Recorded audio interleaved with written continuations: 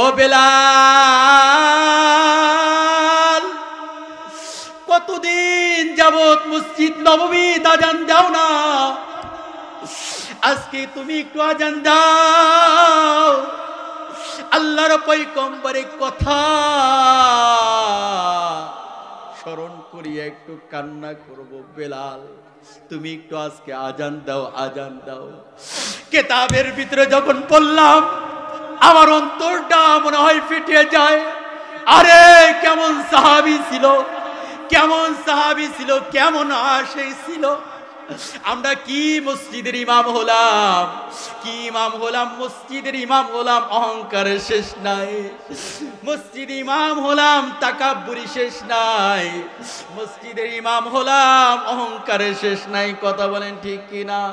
অনেক আল্লাহর বান্দা আছে অহংকারের সীমা নাই, টাকার অভাব নাই, এত টাকার মালিক। ইমাম সাহেবকে সম্মান করিয়া কি করব, মাদ্রাসার হুজুরকে সম্মান করিয়া কি করব, এই বলি না না না ভাই, কবরে যেতে হবে, কবরে যেতে হবে। উলামাই কিরামদের ভালোবাসলি আল্লাহ তোমারে ভালোবাসবে। বেলাল রাদিয়াল্লাহু তাআলা আনহু আবার যখন দামেস্কের দিকে রওনা দেয়, সিদ্দিক আকবর বলে ভাই আজান দাও, আলী বলে ভাই আজান দাও। মহান রব্বুল আলামিন আপনাকে আমাকে এই জান্নাতের সামিয়ানার ভিতরে বসবার আসবার তৌফিক দান করেছেন। সেই জন্য মালিকের দরবারে শুকরিয়া আদায় করে সকলে বলে আলহামদুলিল্লাহ। আপনার খুশি না বেজার? খুশি? তাহলে আরেকবার শুকরিয়া আদায় করে আলহামদুলিল্লাহ। খুশি হয় কে? শুকরিয়া আদায় করলে খুশি হয় কে? আল্লাহ। আমরা দুনিয়ার ভিতরে কোনো নেতাকে খুশি করতে চাই না। যখন নেতার মিছিলে যাইবেন, নেতার গুণগান গাইবেন, নেতার প্রশংসা করবেন, নেতা খুশি হয়। আর রব্বুল আলামিনের প্রশংসা আপনি যদি বলেন আলহামদুলিল্লাহ, শুকরিয়া আদায় করবেন আলহামদুলিল্লাহ, কে খুশি হয় ভাই বলেন? আল্লাহ খুশি হয়। সেই রব্বুল আলামিনের হাবিব জনাবে মুহাম্মদ রাসূলুল্লাহ সাল্লাল্লাহু আলাইহি ওয়াসাল্লাম, অনেকে যারা কোরআন পড়া জানেন, আমি যে আয়াত তেলাওয়াত করেছি এই আয়াতে এমনি একটু ধারণা আসছে যে হুজুর কি হিসেবে আলোচনা করবে। বর্তমান সমাজে আমি আর আপনি রসুলের আশেক দাবি করি। কি দাবি করি?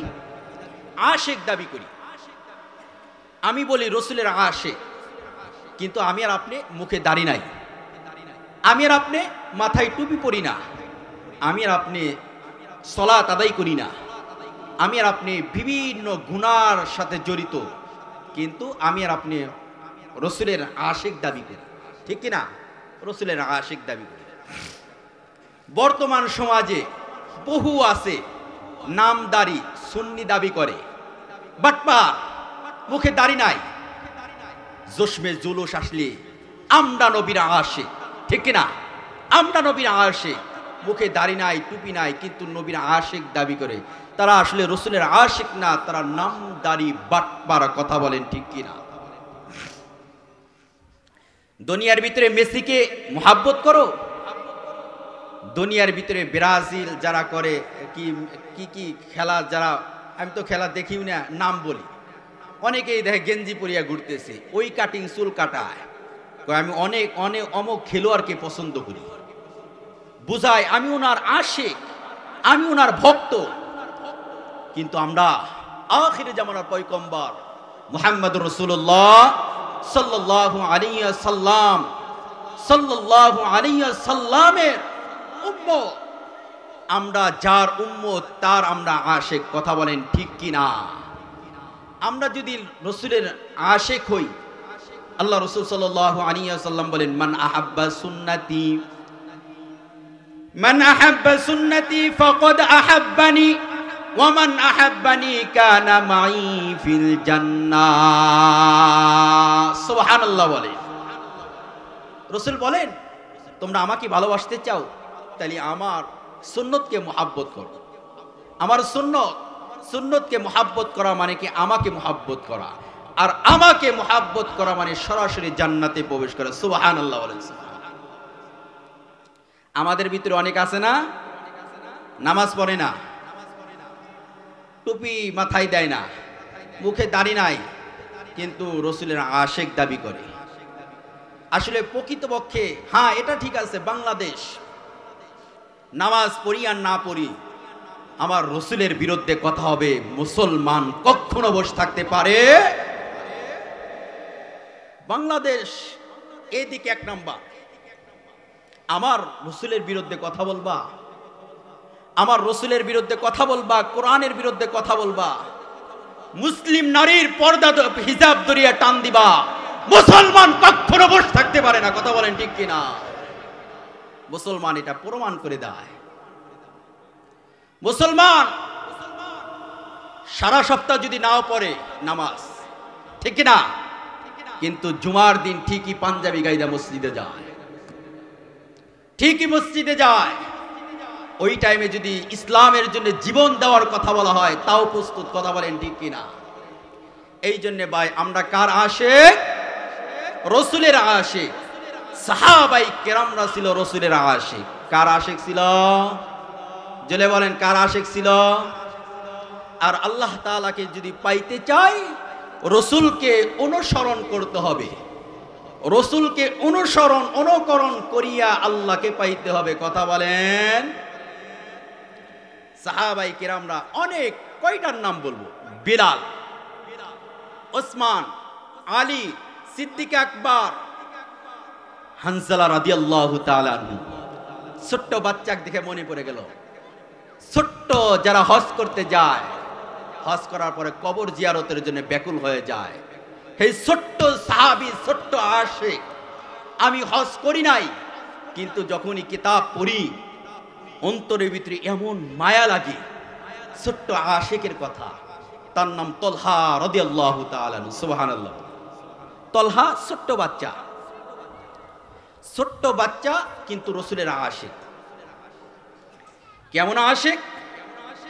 আমরা যখন মাহফিলে যাই, জুমার দিনে যাই অথবা মসজিদে যাই, ছোট্ট বাচ্চাকে কাঁধে করে নিয়ে যাই, ঠিক কিনা? ছেলে থাকলে বলে বাবা আমি মসজিদে যাব, সুন্দর করিয়া কয় ঠিক আছে পাঞ্জাবি পরো, নিয়ে ইমাম সাহেব বয়ান করে, নামাজ পড়ে, ওই ইমাম সাহেবকে দেখায়, ওই ইমাম সাহেব। এইভাবে নামাজ পড়তে হয়। তেমনি ভাবে রসুলের যুগে একটা আশিক ছিল, তার নাম তলহা রাদিয়াল্লাহু তাআলা। সুবহানাল্লাহ। উনার বাবার নাম ছিল বরা রাদিয়াল্লাহু তাআলা। নাম কি ভাই? মুখস্থ করেন, নাম কি? বরা রাদিয়াল্লাহু তাআলা। কেমন আশিক! বরা রাদিয়াল্লাহু তাআলা যখন মসজিদে যাইতো অথবা রসুলের দরবারে যাইতো, সাথে করে নিয়ে যেত। আর বরা রাদিয়াল্লাহু তাআলা তলহা ছোট্ট সাহাবীকে বলতো, বাবা রসুল যা বলে এটা মানতে হয়, রসুল যা বলে আদেশ করে এটা মানতে হয়, যা থেকে নিষেধ করে তা থেকে বিরত থাকতে হয়। সুবহানাল্লাহ। আমি আর আপনি আমার সন্তানকে কয়দিন শিখাইছি, বাবা ওলামায়ে কিরামরা যা বলে মানতে হয়, যা থেকে নিষেধ করে তা থেকে বিরত থাকতে হয়, কয়দিন শিখাইছি? হযরত বরা রাদিয়াল্লাহু তাআলা আনহু ওনার ছেলেকে শিখায়, ছোট্ট বাচ্চা তলহা। আরব দেশে ছোট্ট বাচ্চাদের এই জায়গায় কোমরে খঞ্জক থাকতো, তরবারি থাকতো, শিক্ষা দিত। এই তরবারি দ্বারা কাফেরদের বিরুদ্ধে জিহাদ করতে হয়। একদিন হযরত বরা রাদিয়াল্লাহু তাআলা আনহু আল্লাহর পয়গম্বর জনাবে মুহাম্মদুর রাসূলুল্লাহ, সকলেই বলি সাল্লাল্লাহু আলাইহি ওয়াসাল্লাম, ছোট্ট বালক তলহা রাদিয়াল্লাহু তাআলা আনহু কোলে করিয়া সাহাবায়ে কিরামদের মাঝে আল্লাহর পয়গম্বরের দরবারে নিয়ে যাওয়া হয়। ছোট্ট তলহাকে বলা হয়, বাবা ওই যে যিনি বয়ান করতেছেন, নসিহত করেন, উনি দুনিয়ার কেউ নয়, আখির জামানার পয়গম্বর জনাবে মুহাম্মদুর রাসূলুল্লাহ। সকলেই বলি সাল্লাল্লাহু আলাইহি ওয়াসাল্লাম। পিতা হইয়া ছেলেকে নসিহত করে। বাবার নাম বরা, ছোট্ট বাচ্চার নাম তলহা। তলহা রাদিয়াল্লাহু তাআলা আনহু ছোট্ট বাচ্চাকে বুঝায়, ও বাবা। তলহা রাদিয়াল্লাহু তাআলা আনহুকে বুঝায়, বাবা যিনি বয়ান করেন জনাবে মুহাম্মদুর রাসূলুল্লাহ, সাল্লাল্লাহু আলাইহি ওয়াসাল্লাম বয়ান করেন, পয়গম্বর যা বলে তা মানতে হয়, যা থেকে নিষেধ করে তা থেকে তোমাদের বিরত থাকতে হয়। এই জন্য আল্লাহ বলেন, ওয়ামা আতাকুমুর রাসূল ওয়ামা আতাকুমুর রাসূল ফাখুযুহু ওয়ামা নাহাকুম আনহু ফান্তাহু। আল্লাহু আকবার বলেন। আল্লাহ রাব্বুল আলামিন বলেন, আমার রাসূলকে যা দিলাম, এই আয়াতের ভিতরে আল্লাহ রাব্বুল আলামিন বলেন, আমার রাসূলকে যা দিলাম তা তোমরা মেনে নাও, যা থেকে বিরত থাকতে বললাম তা থেকে তোমরা বিরত থাকো।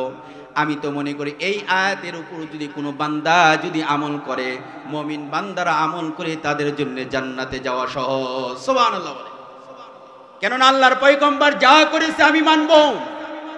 আল্লাহর পয়গম্বর শুধু মিষ্টি খান নাই, আল্লাহর পয়গম্বর শুধু জিলাপি খান নাই, আল্লাহর পয়গম্বর শুধু খাবারের পরে, আল্লাহর পয়গম্বর শুধু খেজুর খান নাই, আল্লাহর পয়গম্বর তো কোরআন বাস্তবায়ন করার জন্য জিহাদের ময়দানে গেছে। কথা বলেন ঠিক কি না?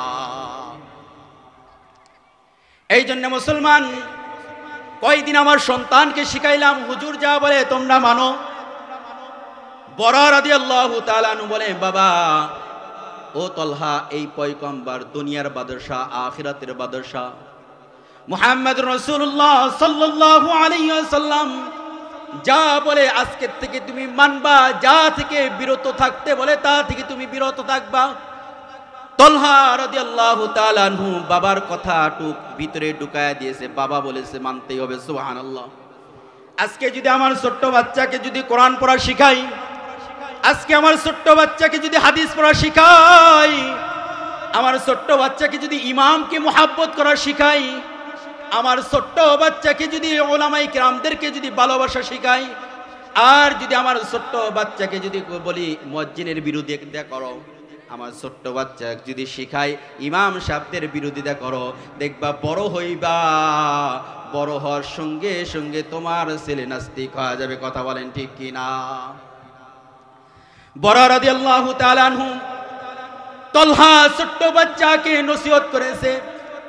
বয়ানের মজলিসে শেষ, বয়ান মজলিসে শেষ, ওই টাইমে সমস্ত সাহাবীরা চলে গেছে, সমস্ত সাহাবীরা চলে গেছে। বরা রাদিয়াল্লাহু তাআলা আনহু ওনার ছেলেকে বলে, বাবা চলো যাই। কয়, বাবা তুমি একটু ফাঁকে যাও, আমি একটু পয়গম্বরের সাথে কথা বলবো। সুবহানাল্লাহ। তুমি পয়গম্বরের সাথে কি কথা বলবা? কয়, বাবা তুমি চলে যাও, আমি দেখি পয়গম্বরের সাথে কি কথা বলা যায়। যখন কিতাবের ভিতরে পড়লাম অনেক আনন্দ লাগলো, অনেক আনন্দ লাগলো। ছোট্ট তলহা বলে, আল্লাহর পয়গম্বর আপনি যে কোনো একটা আদেশ করেন, ওই আদেশটা আমি মানতে চাই, আর তারপরে যদি আমি মারা যাই তাও এই উসিলায় আল্লাহ আমাকে মাফ করবে। সুবহানাল্লাহ। ছোট্ট বাচ্চা, ছোট্ট বাচ্চা কি আদেশ করবে? আল্লাহর পয়গম্বর বলে, জনাবে মুহাম্মদ রাসূলুল্লাহ সাল্লাল্লাহু আলাইহি ওয়াসাল্লাম বলেন, ও তলহা তোমাকে কি আদেশ দিব? কয়, রাসূল যে কোনো আদেশ দিতে পারেন। কয়, তুমি আমাকে কি পরিমাণ মহাব্বত করো? কয়, আমার বাবা মা আত্মীয় স্বজন আমার জীবনের চেয়েও আপনাকে আমি বেশি মহাব্বত করি। সুবহানাল্লাহ। ছোট্ট বাচ্চা, তার মুখের কথা কি জাদু মাখা কথা। কথা বলেন ঠিক কিনা? যে আমার জীবনের চেয়েও, আমার মা বাবার চেয়েও আপনাকে আমি বেশি মহাব্বত করি। জনাবে মুহাম্মদ রাসূলুল্লাহ সাল্লাল্লাহু আলাইহি ওয়াসাল্লাম বলেন, তুমি আমাকে মহাব্বত করো? কাহা মহাব্বত করি, বাবার থেকে বেশি মহাব্বত করো। আল্লাহর পয়গম্বর ভাবতেছে ছোট্ট বাচ্চা, একটু পরীক্ষা করি।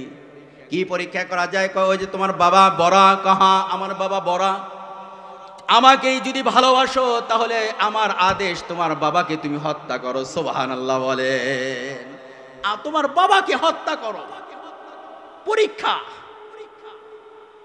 তলহা রাদিয়াল্লাহু তাআলা আনহু ছোট্ট বাচ্চা, বলার সঙ্গে সঙ্গে ছোট্ট বাচ্চাদের মক্কার ভিতরে, মদিনার ভিতরে ওনাদের সংযোগ থাকে, তরবারি থাকে, লাভ দেয়া উঠিয়া বাবার কল্লা আনার জন্য প্রস্তুত। সুবহানাল্লাহ। আল্লাহর পয়গম্বর জনাবে মুহাম্মদ রাসূলুল্লাহ সাল্লাল্লাহু আলাইহি ওয়াসাল্লাম বলে, ও তলহা আমার আশিক দুনিয়ার ভিতরে আমি পয়গম্বর মানুষকে কল্লা কাটার জন্য পাঠাই নাই, বাবাকে হত্যা করার জন্য পাঠাই নাই। তলহা তরে আমি পরীক্ষা করলাম তুই আমারে কি পরিমাণ ভালোবাসো। সুবহান। তলহা রাদিয়াল্লাহু তাআলা আনহু পরীক্ষায় পাস না ফেল? পরীক্ষায় পাস। ছোট্ট আশিককে, ছোট্ট বাচ্চাকে বুকের ভিতরে, তলহাকে বুকের ভিতরে জড়াইয়া বলতেছে তলহা আমি তোর উপর রাজি, তোর উপর আমি খুশি। তলহা তোর উপর আমি খুশি, আল্লাহ জেনে তোর উপর রাজি খুশি হয়ে যায়। সুবহানাল্লাহ। দোয়াটা খারাপ না ভালো? জোরে বলেন ভালো। তলহা রাদিয়াল্লাহু তাআলা আনহু বরা রাদিয়াল্লাহু তাআলা আনহুকে ডাক দিয়ে বলে, বরা তোমার ছেলের উপর, তলহার উপর আমি খুশি হয়ে গেলাম, তোমার ছেলেকে নিয়ে যাও। কিতাবের ভিতরে পড়লাম, যখনই কিতাবটা পড়ি আমার চোখের পানি জর্জর করে পড়ে। আজকেও যখন বয়ান করলাম আমি এত কান্না মনে হয় 5 বছরের ভিতরে মনে হয় কান্দি নাই, কান্না করি নাই। যখন ফাতেমার ঘটনা পড়লাম, ফাতেমা কিভাবে মৃত্যুবরণ করেছে ঘটনা যখন পড়লাম, চোখের পানি ঠেকাইতে পারলাম না।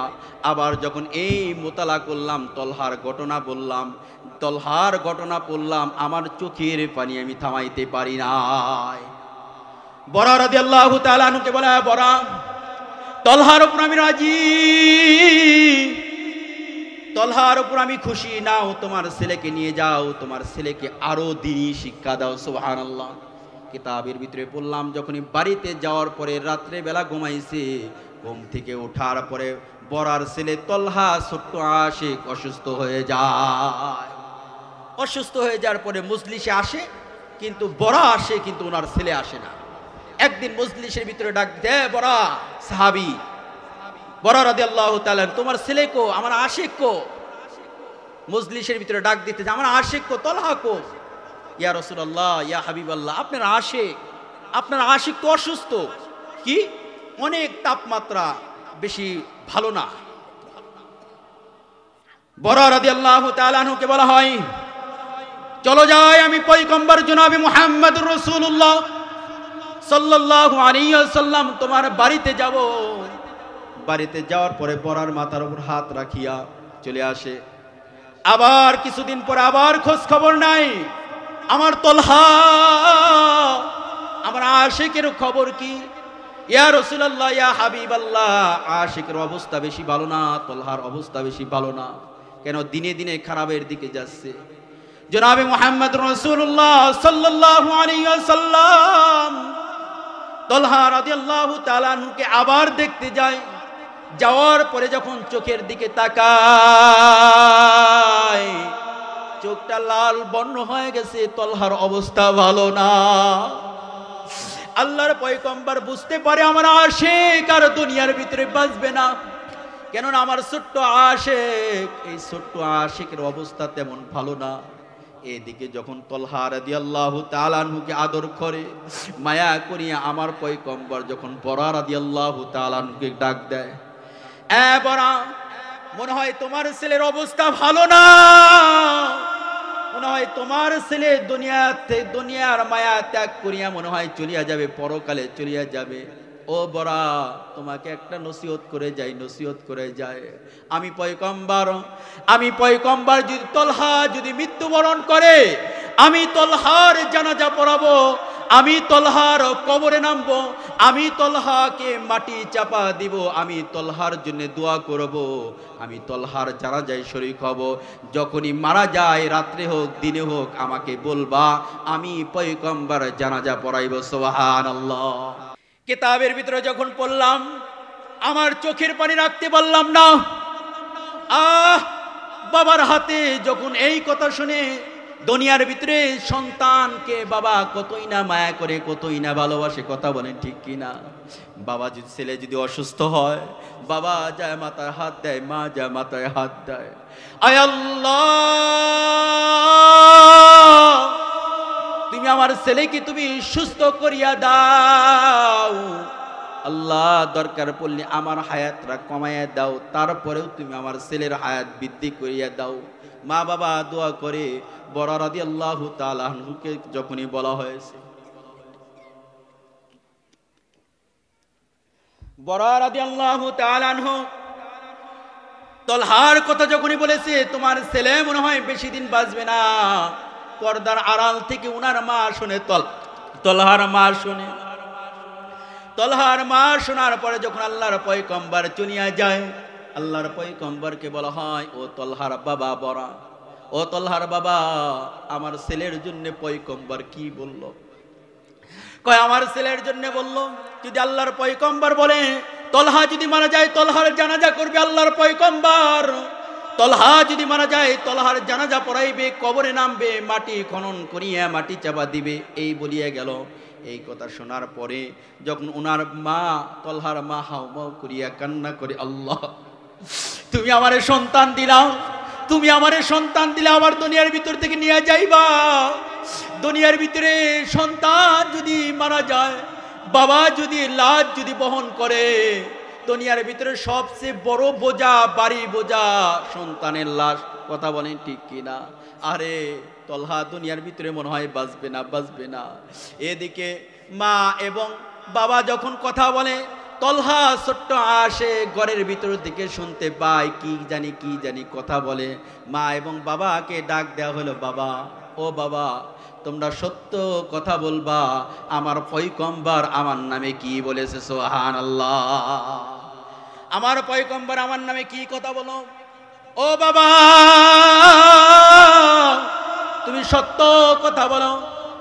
সত্য কথা যখন হাত দুনিয়া ওসিয়ত করে, বাবার কাছে শুনতে চায়, কি বলবে? বলছে, বাবা, আল্লাহর পয়গম্বর বলল তুমি অসুস্থ, মনে হয় বেশি দিন বাঁচবা না, তোমার জানাজা পড়াইতে চাইছে, তোমার কবর খনন করিয়া তোমার মাটি দিতে চাইছে।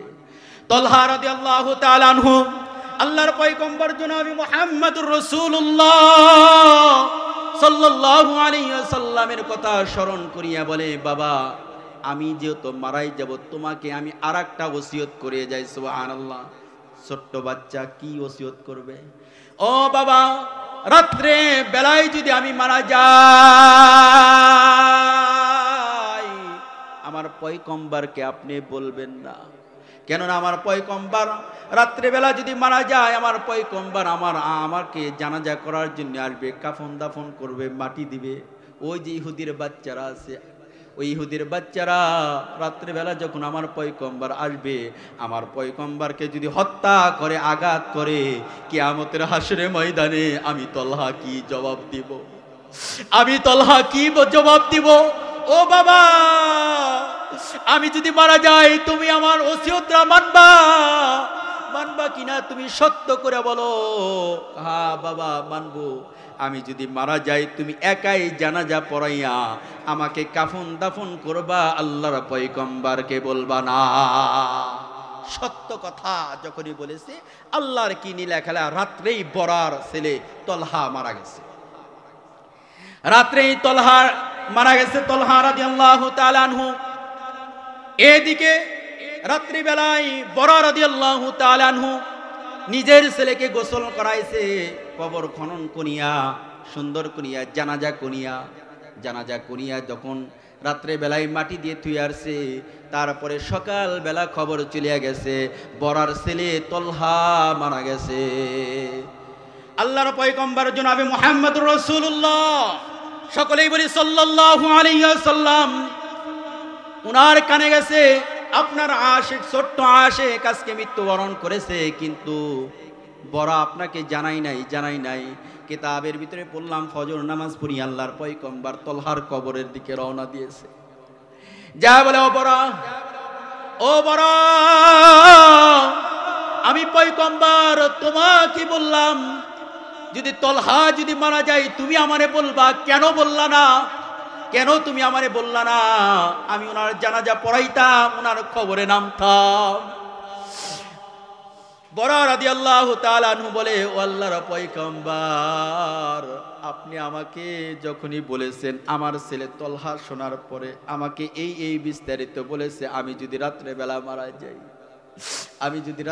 মারা যাই, আমার জানাজাটা আপনিই পড়াইবেন, কিন্তু আমার পয়গম্বরকে খবর দিবেন না। আমার পয়গম্বরকে খবর দিবেন না, কেননা আমার পয়গম্বর যদি রাত্রি বেলা আসে ইহুদির বাচ্চারা তো আমার পয়গম্বরকে হত্যা করতে পারে।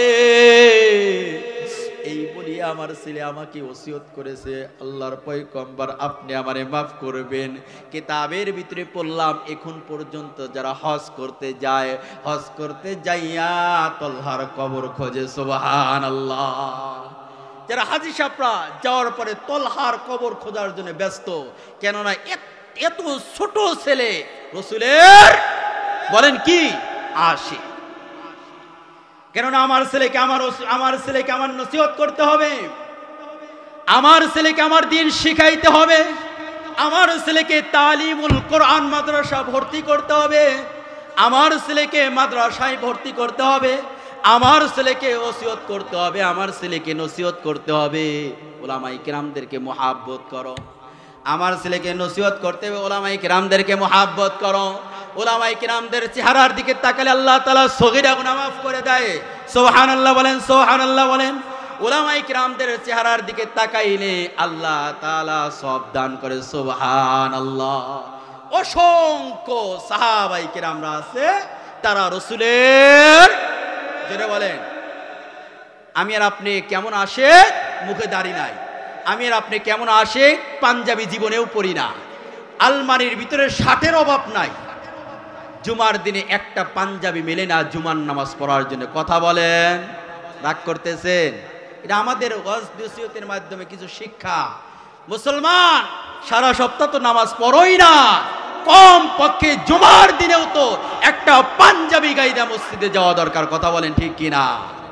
রাগ করতেছেন? রাগ করেন না, রাগ করেন না, একটু কথাগুলো ভিতরে নেন, কথাগুলো ভিতরে নেন। বিসমিল্লাহ। শুধু তাই নয়, আর একটা সাহাবী নাম বলি বেলাল। নাম শুনছেন কেমন? মনে হয় অনেক সুন্দর। কথা বলেন, অনেক সুন্দর, ঠোঁটগুলো অনেক মোটা। কথা বলেন, দেখতে তেমন ভালো না। গোলাম, শুধুই গোলাম নাই, গোলামের ঘরে গোলাম। এমন সাহাবী কিন্তু ঈমান আনার পরে জীবন চলে যাবে কিন্তু আল্লাহকে ছাড়বে না। জীবন চলে যাবে কিন্তু বেলাল বলে আমার যাও কাফের মুশরিকরা, তুমি আমাকে যতই অত্যাচার করো, যতই কষ্ট দাও, যতই আক্রমণ করো, আমার জীবন চলে যাবে কিন্তু আল্লাহকে আমি ছাড়তে পারি না। মুহাম্মদুর রাসূলুল্লাহ সাল্লাল্লাহু আলাইহি ওয়াসাল্লাম যেদিন মৃত্যুবরণ করে, দুনিয়ার ভিতরে মক্কার ভিতরে অনেক সাহাবীর কবর আছে কি নাই? মক্কার ভিতরে, মক্কা মদিনার ভিতরে অনেক, মদিনার ভিতরে অনেক সাহাবীর কবর আছে, কিন্তু বেলালের কবর নাই। কেন বেলালের কবর নাই? আল্লাহর পয়গম্বর যেদিন ওফাত মৃত্যুবরণ করে, সাহাবায়ে কিরামরা ব্যাকুল, কেউ কান্না করে, কেউ বেহুশ হয়ে পড়ে যায়। বেলাল রাদিয়াল্লাহু তাআলা আনহু বলে যে মদিনায় বেলাল, যে মদিনার ভিতরে আমি বেলাল আজান দিতাম, আল্লাহর পয়গম্বর ইমামতি করত, ওই বেলাল আজকে মদিনার ভিতরে আল্লাহর পয়গম্বর নাই, আমি মদিনার ভিতরে বেলালও নাই। সুবহানাল্লাহ বলেন, সুবহানাল্লাহ। কেমন আশিক ছিল বেলাল, রাসূলের জন্য জীবন দেওয়া প্রস্তুত। এমনকি সাহাবায়ে কিরামরা রাসূলের কবরে পাশে থাকার জন্য ব্যাকুল। বেলাল বলে যে মদিনায় রাসূল নাই, সেই মদিনায় বেলাল নাই। কিতাবের ভিতরে আল্লাহর পয়গম্বরের যখন মরণ হয়, মৃত্যু হয়, ওফাত হয়, বেলাল রাদিয়াল্লাহু তাআলা আনহু গাট্টি টোপলা বান্ধিয়ে দামেস্কের দিকে চলিয়া যায়, সিরিয়ার দিকে চলিয়া যায়। কিতাবের ভিতরে পড়লাম মতান্তরে 6 মাস। কয় মাস? মতান্তরে 6 মাস। এদিকে হুসাইন রাদিয়াল্লাহু তাআলা আনহু, এদিকে হাসান রাদিয়াল্লাহু তাআলা আনহু আল্লাহর পয়গম্বরের কবর মোবারকে আসিয়া কবরের ভিতরে যায়, কাছে যাইয়া বলে এ আল্লাহর পয়গম্বর, ও আমার নানা, ও আমার নানা। মদিনার ভিতরে কত সাহাবীকে দেখি, কত সাহাবীরা আমাদের সাথে সাক্ষাৎ করে, কিন্তু বেলাল তো মদিনার ভিতরে নাই, বেলাল নাই। কিতাবের ভিতরে পড়লাম মতান্তরে 6 মাস পরে আল্লাহর পয়গম্বরকে স্বপ্নে দেখে, আল্লাহর পয়গম্বরকে স্বপ্নে দেখে। ও আল্লাহর পয়গম্বর জনাবে মুহাম্মদুর রাসূলুল্লাহ সাল্লাল্লাহু আলাইহি ওয়াসাল্লাম স্বপ্নের মাধ্যমে বেলাল রাদিয়াল্লাহু তাআলা আনহুকে দেখে। বেলালকে বলে, ও বেলাল। আল্লাহর পয়গম্বর বলে, ও বেলাল, মদিনার ভিতরে আমার কবরের পাশে আসিয়া কতই না কতজন সালাম দেয়, কতজন আসিয়া আমার কবরের পাশে আসিয়া সালাম দেয়, কিন্তু বেলাল আমি পয়গম্বর তোমার কাছে কি ভুল করলাম? আমি পয়গম্বর তোমার সাথে কি আছে খারাপ আচরণ করলাম? সকলেই আমার কবরে আসিয়া সালাম দেয়, তুমি কেন বেলাল সালাম দাও না? কিতাবের ভিতরে বললাম বেলাল রাদিয়াল্লাহু তাআলা আনহু রাত্রে বেলা সহ্য করে স্বপ্নে দেখেছে। দেখার পরে ঘুম থেকে জাগ্রত হওয়ার পরে হাউমাউ করিয়া কান্না করে, আহ রসুল, আপনি কোনোদিন আমার সাথে খারাপ ব্যবহার করেন নাই। রসুল, আমাকে ভুল বুঝবেন না, ভুল বুঝবেন না। কেননা যে মদিনার ভিতরে আপনি নাই, ওই মদিনার ভিতরে আমি বেলাল নাই। ওই মদিনার ভিতরে আমি কিভাবে থাকবো? ওই মদিনার ভিতরে মসজিদ নববীর ভিতরে আমি কিভাবে আজান দিব? কেননা কেমন আশেক ছিল, আর আমরা কেমন আশেক হলাম। মুখে দাড়ি রাখতে চাই না, মাথায় টুপি পরতে চাই না, ভালোভাবে সালাম দিতে চাই না, মানুষের সাথে ভালো ব্যবহার করতে চাই না। বেলাল যখন রসুলকে স্বপ্নে দেখলো, হাউমাউ করিয়া কান্না করিয়া আবার ফজরের পরে আবার মদিনার দিকে রওনা দেয়। মদিনার ভিতরে যখন পাও রাখছে, মদিনার ভিতরে পাও রাখার সঙ্গে সঙ্গে ছোট্ট ছোট্ট মাসুম বাচ্চারা ভাবতেছে মনে হয় রসুল আসতেছে, পয়গম্বর আসতেছে। দুনিয়ার ভিতরে যতদিন আল্লাহর পয়গম্বর জীবিত ছিল, বেলাল রাস্তার কাটা পরিষ্কার করত, ময়লা পরিষ্কার করত, আল্লাহর পয়গম্বর পিছনে পিছনে যাইতো। সুবহানাল্লাহ। বেলাল রাদিয়াল্লাহু তাআলা আনহু যখন মদিনার ভিতরে পাও ফেলায়, মদিনার ভিতরে আলোচনা শুরু হয়ে গেল, বেলাল বেলাল, মনে হয় মদিনার ভিতরে আল্লাহর পয়গম্বর আসতেছে আসতেছে। ছোট্ট বাচ্চারা একজন আরেকজনকে বলতেছে, আল্লাহর পয়গম্বর আসতেছে, আল্লাহর পয়গম্বর আসতেছে, চলো যাই চলো যাই, আল্লাহর পয়গম্বরের চেহারা মোবারকে দেখিয়ে আসি। সুবহানাল্লাহ। বেলাল রাদিয়াল্লাহু তাআলা আনহু কোনো কথা না বলিয়া সরাসরি কবর মোবারকের কাছে, রওজাতুল মোবারকের কাছে যাইয়া, আসসালাতু ওয়াসসালামু আলাইকা ইয়া রাসূলুল্লাহ, আসসালাতু ওয়াসসালামু আলাইকা ইয়া হাবিবাল্লাহ, এই বলিয়া বেলাল রাদিয়াল্লাহু তাআলা আনহু হাউমাউ করিয়া কান্না কান্না, বেলাল কান্না করে, আল্লাহর পয়গম্বর, আপনি আমারে ভুল বুঝবেন না, আপনাকে আমি মায়া করি, মহব্বত করি, ভালোবাসি, আমার জীবনের চেয়েও বেশি আপনাকে ভালোবাসি। ও আল্লাহর পয়গম্বর, আমার জীবন আপনার জন্য আমি বিলীন করে দিলাম। ও আল্লাহর পয়গম্বর, আমি আমার জীবন আপনার জন্য কুরবানি করে দিলাম। কিন্তু আল্লাহর পয়গম্বর, আপনি কবর মোবারকের ভিতরে শুয়ে থাকবেন, আমি মসজিদ নববীর ভিতরে আজান দিব, আমি বেলাল কিভাবে সহ্য করব? কিতাবের ভিতরে পড়লাম হাউমাউ করিয়া কান্না করতে করতে এক পর্যায়ে বেহুশ হয়ে গেছে। বেলাল রাদিয়াল্লাহু তাআলা আনহু জাগনা হওয়ার পরে বলে, আল্লাহর পয়গম্বর, আমি আর মদিনার ভিতরে থাকবো না। আবার যখন সিরিয়ার দিকে, দামেস্কের দিকে যখন রওনা দেয়, সাহাবায়ে কেরামরা বলে, ও ভাই, আবু বকর বলে, ওমর বলে, আলী বলে, ও বেলাল, কতদিন যাবত মসজিদ নববী আজান দাও না, আজকে তুমি একটু আজান দাও। আল্লাহর পয়গম্বরের কথা স্মরণ করিয়া একটু কান্না করব। বেলাল, তুমি একটু আজকে আজান দাও, আজান দাও। কিতাবের ভিতরে যখন পড়লাম আমার অন্তরটা মনে হয় ফেটে যায়। আরে কেমন সাহাবী ছিল, কেমন সাহাবী ছিল, কেমন আশিক ছিল। আমরা কি মসজিদের ইমাম হলাম, কি ইমাম হলাম, মসজিদের ইমাম হলাম, অহংকারের শেষ নাই। মসজিদ ইমাম হলাম, তাকাব্বুরি শেষ নাই। মসজিদের ইমাম হলাম, অহংকারের শেষ নাই। কথা বলেন ঠিক কিনা? অনেক আল্লাহর বান্দা আছে অহংকারের সীমা নাই, টাকার অভাব নাই, এত টাকার মালিক। ইমাম সাহেবকে সম্মান করিয়া কি করব, মাদ্রাসার হুজুরকে সম্মান করিয়া কি করব, এই বলি না না না ভাই, কবরে যেতে হবে, কবরে যেতে হবে। উলামায়ে কিরামদের ভালোবাসলি আল্লাহ তোমারে ভালোবাসবে। বেলাল রাদিয়াল্লাহু তাআলা আনহু আবার যখন দামেস্কের দিকে রওনা দেয়, সিদ্দিক আকবর বলে ভাই আজান দাও। আলী বলে ভাই আজান দাও। আলী রাদিয়াল্লাহু তাআলা আনহু বলে ভাই আজান দাও। কয় না, আমি আজান দিব না, তোমরা যতই আমাকে রিকোয়েস্ট করো আজান দিব না। কেন? আমি যদি আজান দেই আল্লাহর পয়গম্বর তো আমার আজানে নামাজ পড়াইবে না, আমার আজানে তো নামাজ পড়াইবে না, আমি তো আজান দিতে পারবো না।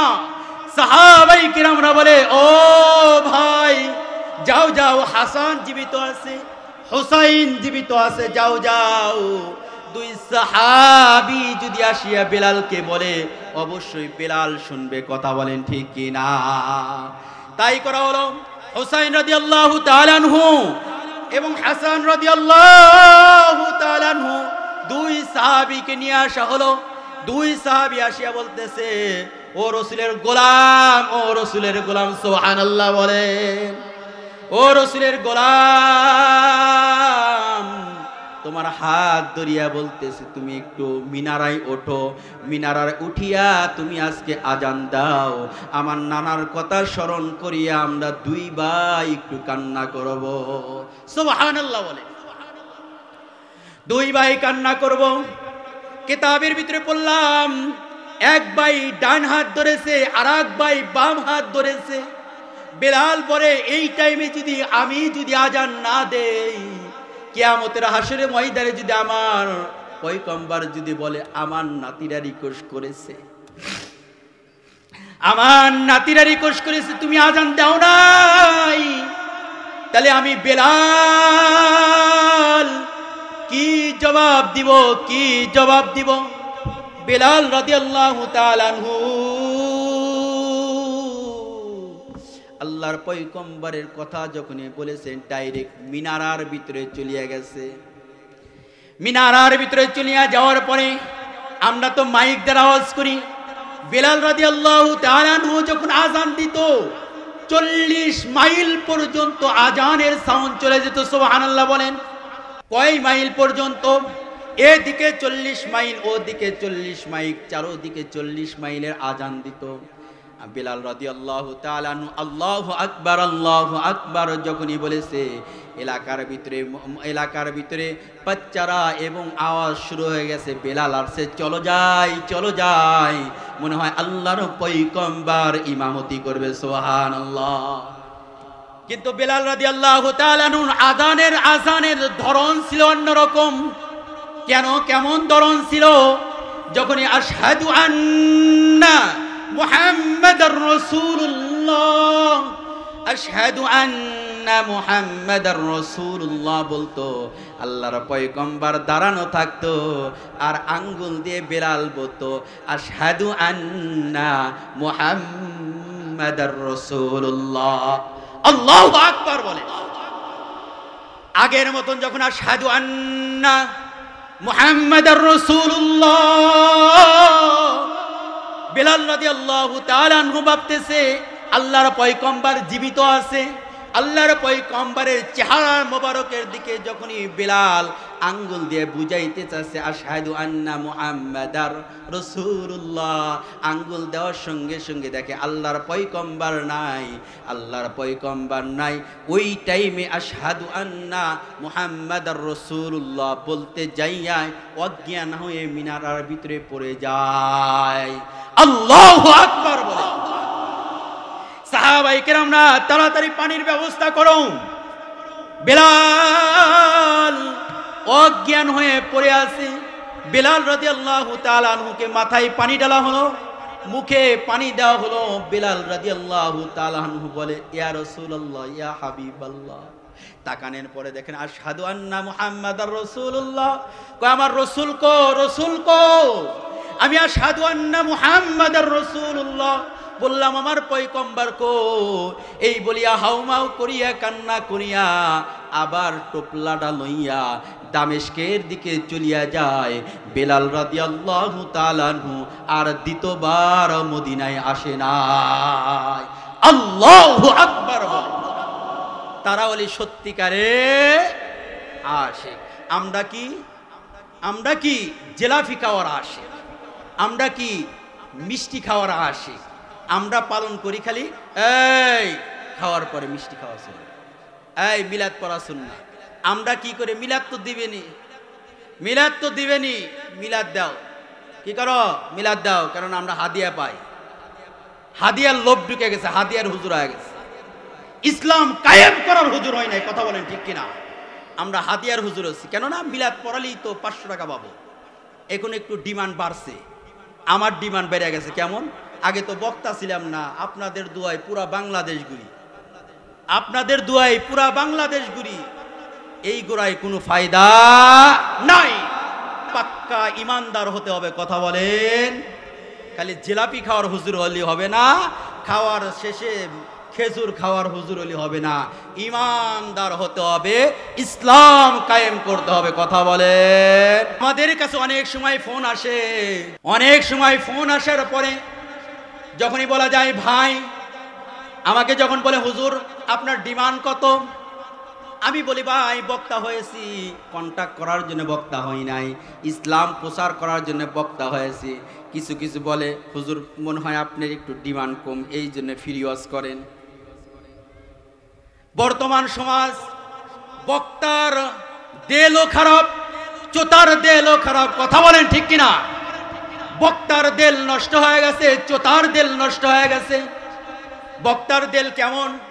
এই যে ওয়াজের সিজন আসছে, আমি কি কত বড় বড় বক্তা নিয়ে আসছি, ঠিক কিনা? কত বড় বড় বক্তা নিয়ে আসছি। ফোন দেই, এবার আমি ফোন দিলাম, নাম বলবো না, ফোন দিলাম, হুজুর কেমন আছেন? কয় ভালো আছি। বললাম আমার একটা ডেট দেওয়া দরকার। কি করবেন? মাহফিল করব। কয় ডেট দিতে পারি। প্রথমে কয় ডেট নাই, ডেট নাই হুজুর, ডেট লাগবে। কয় ডেট দিতে পারি, 1 লক্ষ টাকা দিতে হবে। 1 লক্ষ টাকা যদি দেন তাহলে ডেট দিব। 20,000 টাকা নগদ দিতে হবে, আর 80,000 টাকা মাহফিলের আগের দিন দিতে হবে। আমি বলি এই বক্তার দ্বারা চোতার কোনো ফায়দা হবে? চোতার কোনো ফায়দা হবে না। যখনই মাহফিল শুরু হয় 1 লক্ষ টাকার বক্তা। মাদ্রাসার মাহফিল হলে দেখা যায় ছাত্রদের হাতে একটু পোস্টার ধরায় দেওয়া যায়, যাও ভাই কালেকশন করো, কালেকশন করো।